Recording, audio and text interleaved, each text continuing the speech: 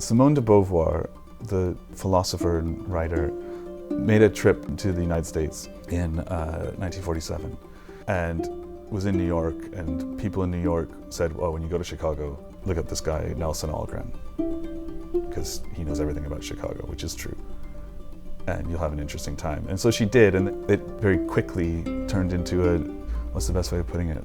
The word usually uses affair, but I think that sells it wrong a little bit, because we tend to think of affair as something you're not supposed to be doing, you know.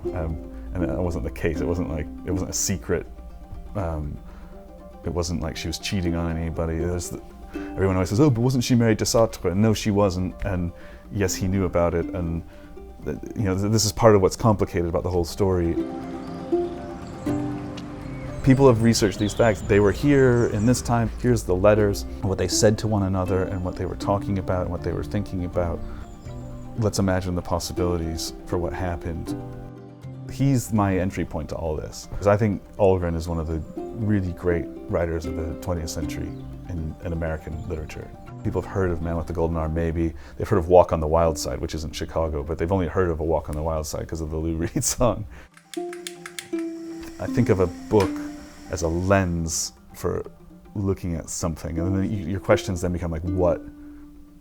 For looking at what? Well, it depends on what you want to get out of it. You know, life in general is the kind of overall answer, but in this case, it's a lens for looking at how romantic and intellectual love work at all, how relationships over this distance can and cannot work, how artistic creation is bound up in the relationships, because these people are both writers and artists and thinkers, and how are these things bound up in the relationships you pursue? And you know, these are all just questions, and that book in some ways a lens for looking at those things.